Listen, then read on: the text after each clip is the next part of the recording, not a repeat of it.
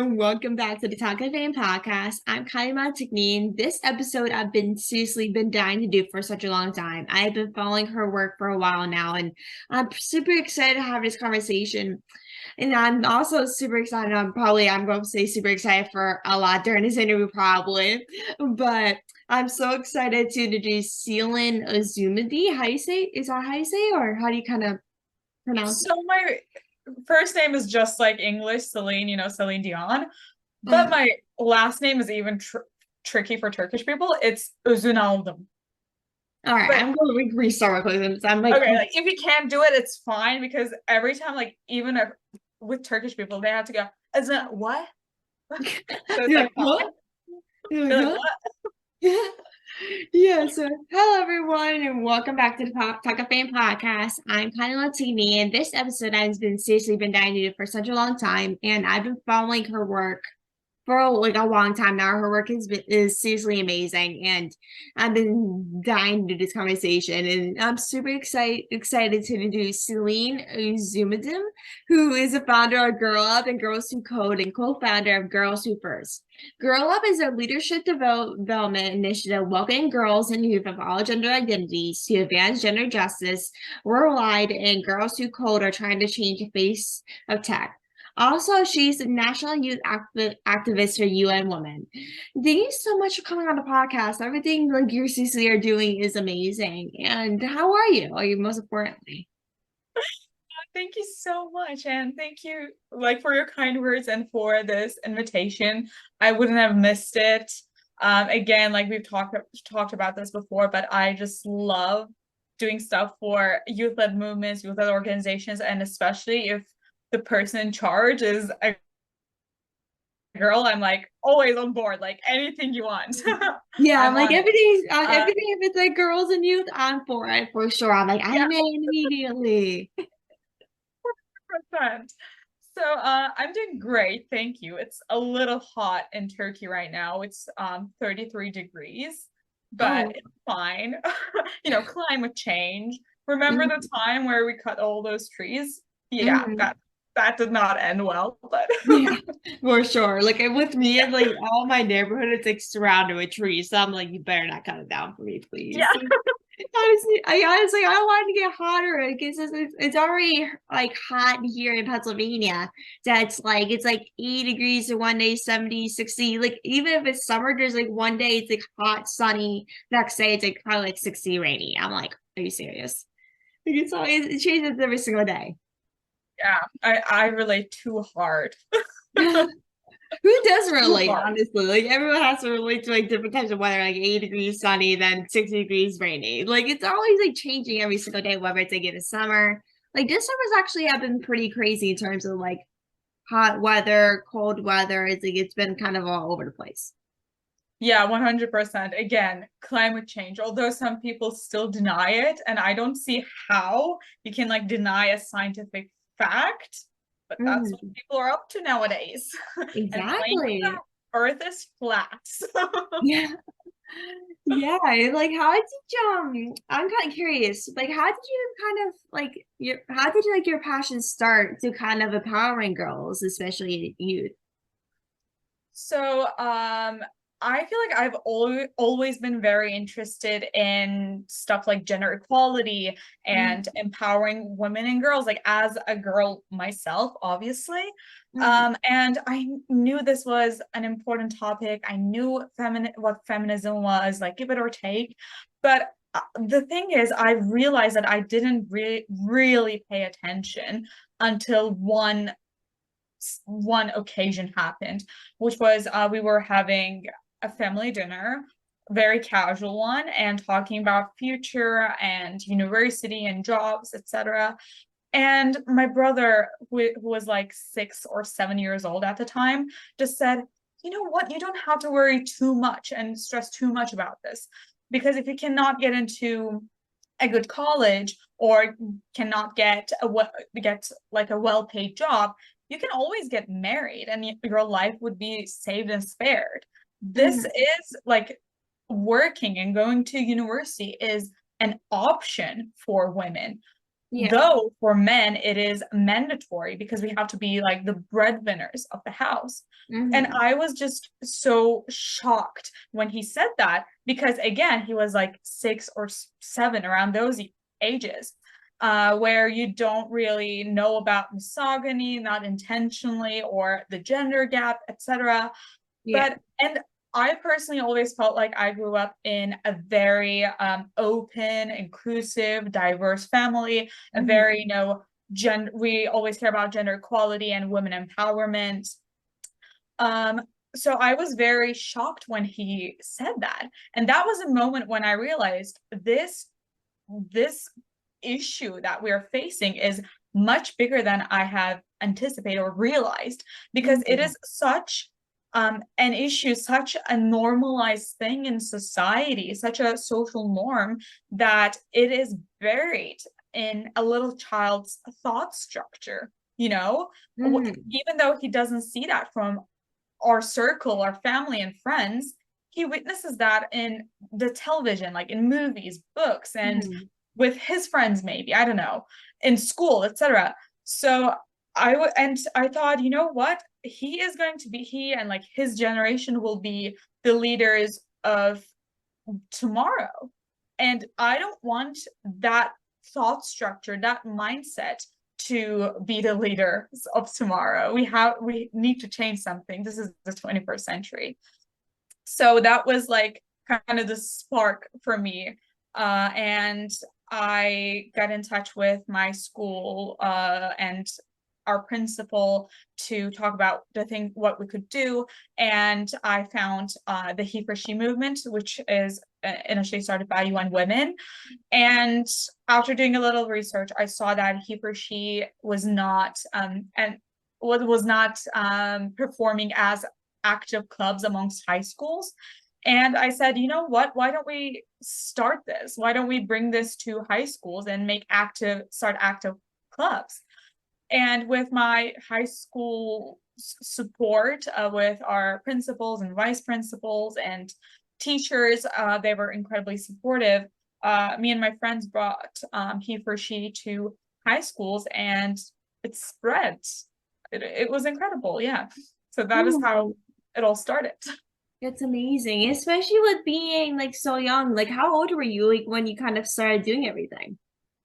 I guess like 15, probably. Yeah, probably. I would say 15. Ooh, that's amazing. Like, especially at a young age and like realizing that. Like, I know like a lot of people, especially at like 15 years old, like don't realize like what feminism, gender bias, and all those terms are. And especially with having that conversation with was your brother, right? You said? Sorry?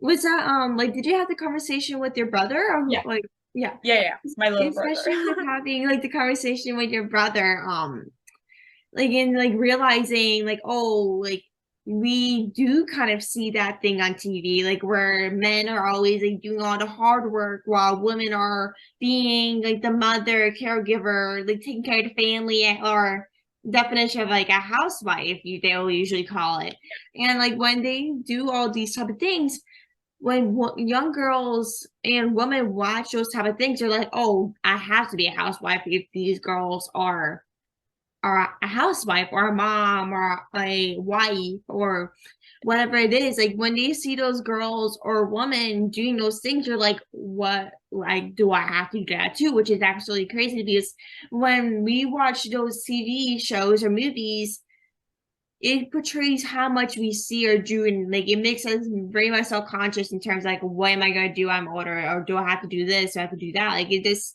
crazy how much media it really impacts it and to Yeah. see like so many women and girls kind of starting to make that change at such a young age and realizing like oh this is something I should do to advocate for because if it wasn't for my voice if I don't use my voice, I don't know what voice I can use it for. Because of course I'm a woman, so it's like, why not use my voice for such an important cause than this, you know?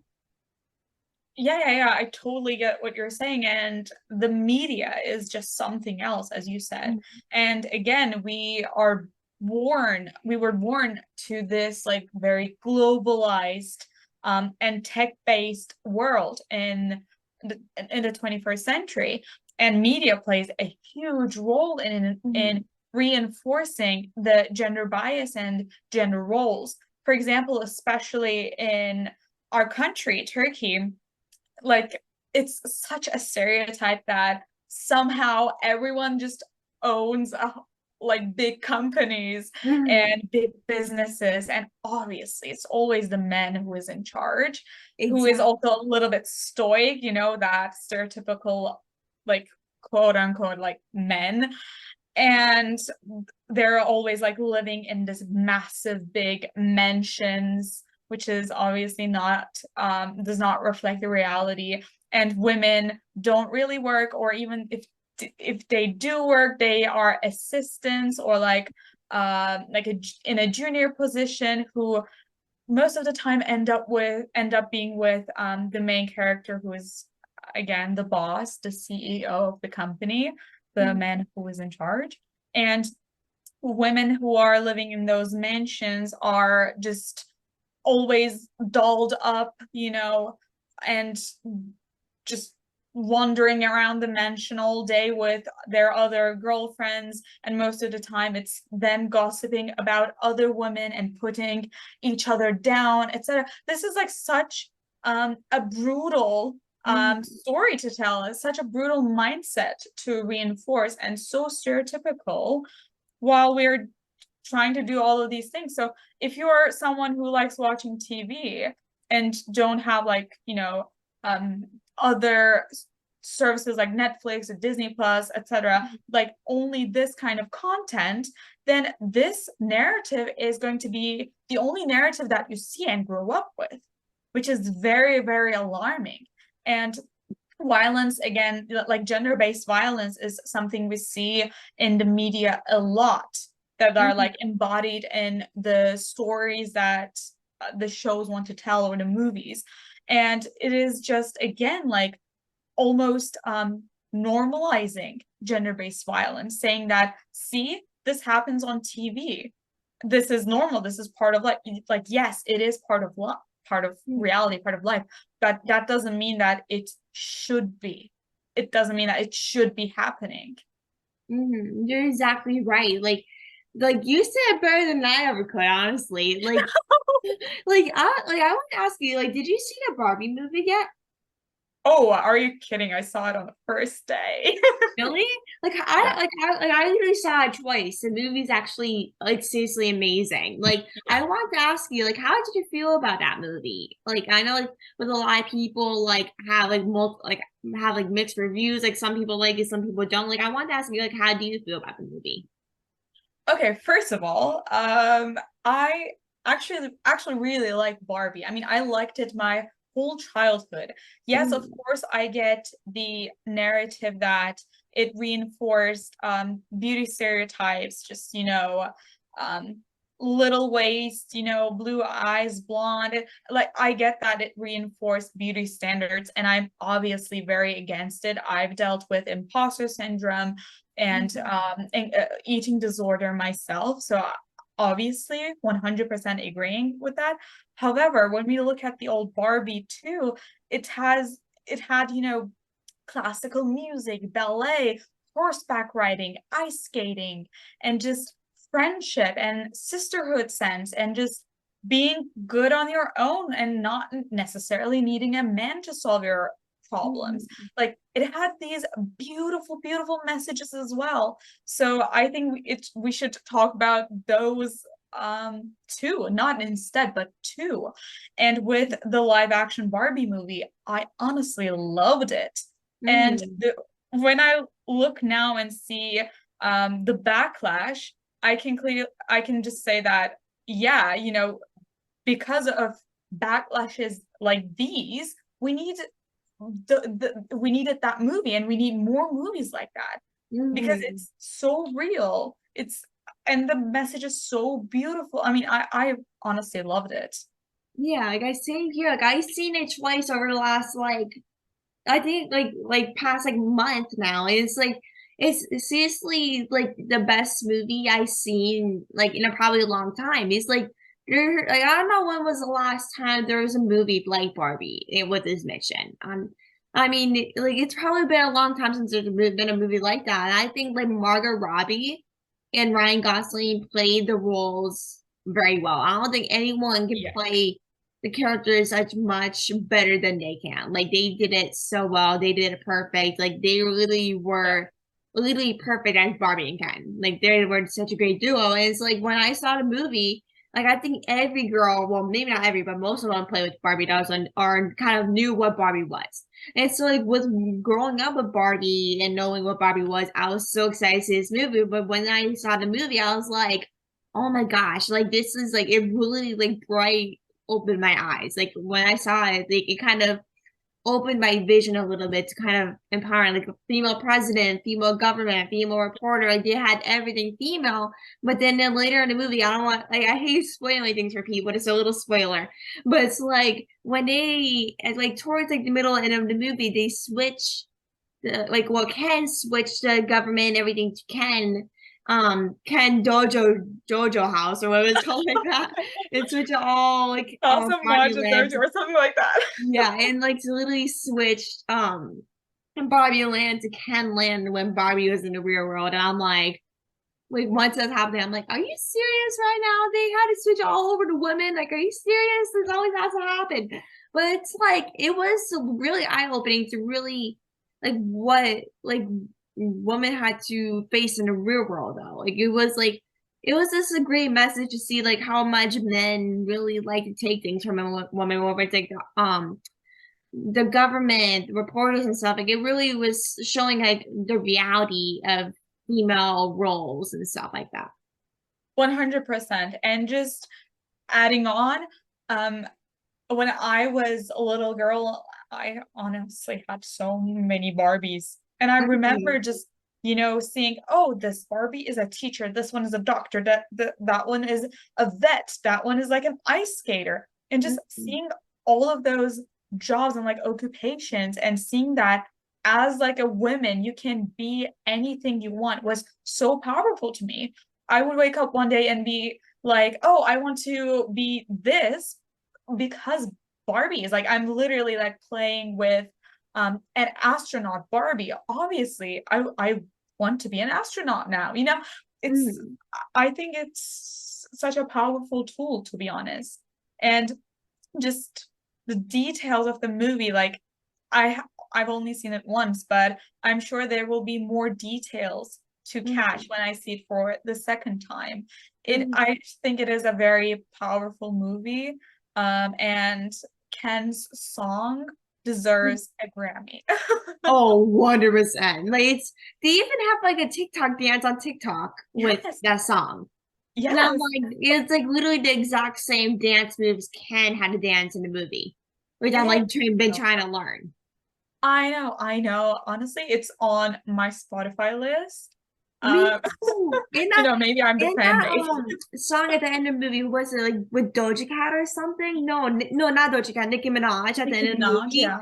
That song is seriously fantastic. I can never like that song's literally like been on my mind for like the last couple of weeks since I saw the movie. I know. Ever since the movie came out, every time I work out, it's the only music I can play when I'm Yeah, working out, you same. know? Literally same though. But I know this is like a little like different type of topic, but Yeah. you recently joined the advisory board for Fast Company. Like, how are you feeling when you joined them? Like, because I know like Fast Company is such a big Yep. company, like it's very popular. Like, how did you kind of feel about joining them? Um, First of all, I'm super excited. I joined the team like around a month ago, so it's still pretty new. And they invited me to be part of their Gen Z advisory board. Again, based in Turkey. We are formed by high school students, university students, young entrepreneurs, and activists all across Turkey. And basically, we will be, contributing to interviews and blog posts, written pieces, or researches, data, etc. And just be part of the editing process and just contributing in any way we can really. and attend panels and just take part as in speaker role or moderator role, etc. So just I feel like Fast Company is very much keen and interested in involving young people and Gen Z to be part of the decision-making processes and really make sure that our voices, our ideas, needs, and demands are included, and we do have a seat at the table, at the decision-making table, which is very, very important, you know, especially as Gen Z, like with Gen Z, the rates of youth participation started rising rapidly, and I feel like we're such a, you know, different generation. We are super aware of what's going on around the world, and I think we are really good at looking at our society and see the reflections, like the global reflections, and see the interconnectedness and the reason and how to find holistic solutions. We're very much aware about sustainability and inclusivity, diversity, equality, and just awareness, being aware. So I'm so glad to see that Fast Company is really taking the lead to make sure that our voices as Gen Z are included in every aspect of life, and especially Fast Company being like, you know, initially a business magazine, a massive business magazine, and Gen Z is now entering the workforce, is an incredible opportunity to show the power that we can have if and when we join forces. For sure. And to see like a company kind of trying to make change for especially like Gen Z, to have like Gen Z university students, interpreters, like people in Turkey, like to kind of get their ideas on topics, whether it's like gender equality, women empowerment, or climate change, for example. Like when they had Gen Z come in and be part of an advisory board and give them their ideas and opinions, like it shows like how much they care for not only millennial or something, it's hard to say, millennial and Gen Z, and to get both their opinions, to kind of like get their ideas and kind of figure out like, oh, what should Fast Company do to feature for to help Gen Z or Gen equality. It just means a lot to see how much impact and change is going next couple of years, especially in 2023. Yes, 100%, 100%. And I'm just, again, very excited and honored to be part of this incredible team. I'm very looking forward to see what the future holds. Yeah, and how does working with the UN Foundation kind of help you develop your skills in your work? So UN Foundation is just a joy to work with. They're incredible. I'm very active with their Girl Up organization slash movement. So Girl Up was basically started by UN Foundation over a decade ago, if I'm not mistaken, or around those times. And basically the purpose of Girl Up is to help young girls, adults and girls, and to find their inner strength and empower them to speak and like use their voices. And this can be about sports, STEM, social, like how do you say it? Hold on, let me rephrase. And your interests can be around sports or STEM or climate or gender equality. Girl Up finds a way, like creates a very powerful platform and programs for you to advance your skills and knowledge on whatever topic that you're interested in. This can be linking you up with mentors, or taking courses, or giving you funding if you have a project, and just be a part of this beautiful sisterhood and support system too. I mean, the amount of support I've received from my Girl Up family is like around various topics, really. was just incredible.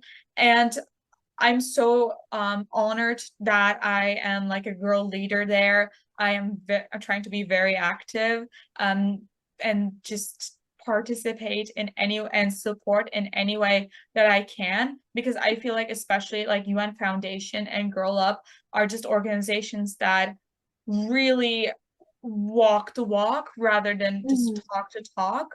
They are very, open about the things they are able to do, they're not able to do, the things they want to do, and how they can do it. They really are interested in involving us in the process, especially like the girl leaders, and giving you a platform to express your ideas and demands and needs. For example, there was a terrible earthquake disaster in Turkey on February this year, and Girl Up kindly offered me their platform to write up a blog post about the earthquake, my experience, and the things that youth did in Turkey to help the earthquake zone, and the ways that the audience could help. And just, for example, I had the opportunity to do an interview with Laura Taroso, who is just an incredible director, and for her latest movie about my father. And Girl Up, again, kindly offered me their platform to do this interview and share the work. So it's, again, just like an incredible organization that I'm super honored to be a part of.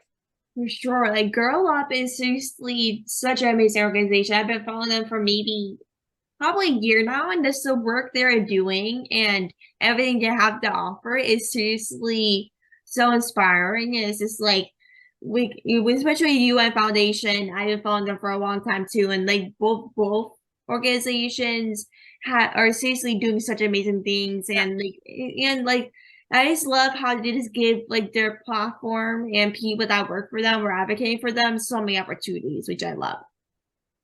Yes, same here, same here. And I know with you were involved with Girls Who Code, right? Yeah, I am. And like I know like me and you kind of talked about this earlier, but like what are kind of some of the kind of basics of coding, or like once you guys started, like what are kind of the basics of coding, or kind of how to get involved with coding and stuff like that?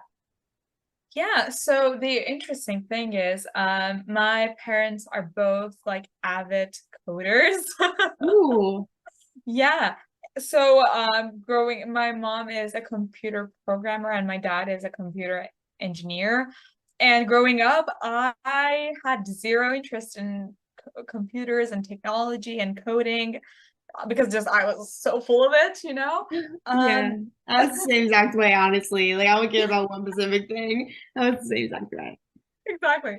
But on high school, I realized that there was a massive gender gap in the extracurricular activities, in more like math-sided, like coding related clubs and like extracurricular activities. They were mainly formed by boys, and the more artistic clubs were formed by girls. So I reached out to my high schools. Again, I was a high schooler back then. The coding team, like the robotics team, Ultimate Robotics. Shout out to you guys. And I asked them what we could do to involve more girls in the team, in the coding team. And they were more than happy to join forces. And together we brought the Girls Who Code movement to Turkey. And with that movement, we also started Girls Who First campaign, which was a social media campaign that encouraged young women, especially who were involved in the STEM field and their own, like just posting from their own field work. And when you would like click on that hashtag, you were able to see hundreds of young women all across Turkey who are doing engineering, robotics, and coding, and just science. And it was like a support system, kind of like a sisterhood sense, just saying that you're not alone, we got you. And with Girls to Code, we did so many like workshops and seminars and forums, and we brought even like CEOs or managers from big tech companies and invited them to our school to give us like kind of lectures almost, or do meet and greets with other people, other girls.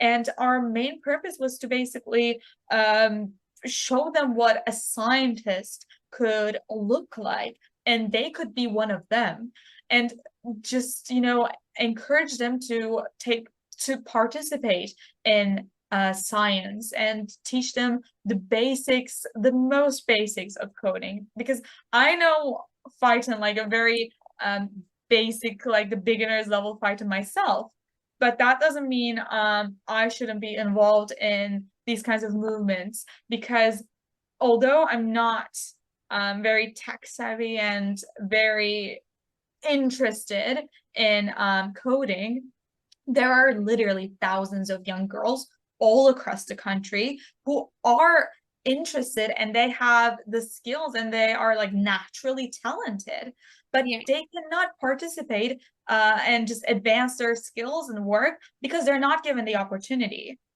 Mm-hmm. And that is not fair. We need to do something. Yeah, and also I know like a lot of girls don't have a mentor. I know as Yeah. well because like when they girls are interested in like STEM or robotics and stuff like that, like they might be interested but don't know how to learn that stuff or even have a mentor to get into fields. I know with mentors, like I know with Ichi girls are all about mentorship. And so like with having a mentor, it changes everything, the way you go into your career field, learning, getting opportunities. Like having a mentor really changes everything, no matter if you're in STEM, robotics, sports, whatever it is, mentorship is very important.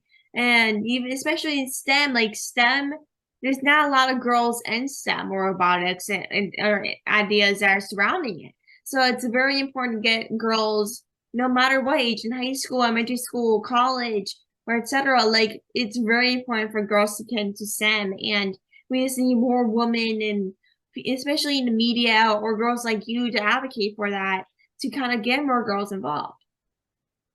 I could not agree more. And with like, as you said, mentoring is so crucial in my opinion.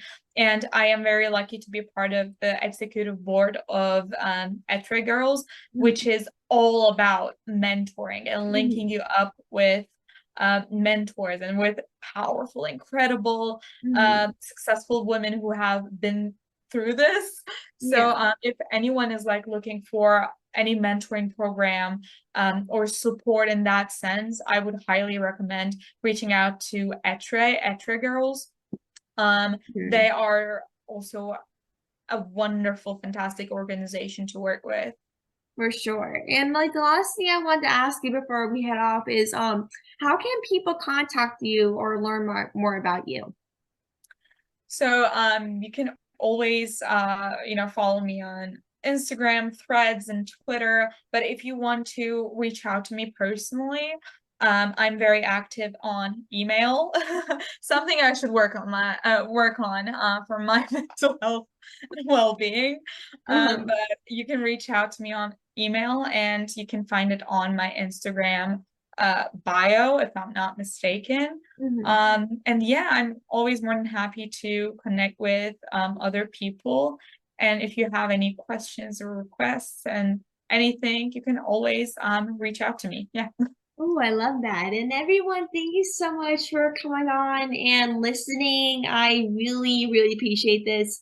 And having you listen, this episode was seriously amazing. I love getting to chat with you. I hope everyone kind of learned as much as I did in this episode. If anyone has any questions regarding this episode, feel free to reach out to me or Selin, and we'll answer all the questions you have. And yeah, thank you for listening, and thank you so much for coming on. I really appreciate it so much.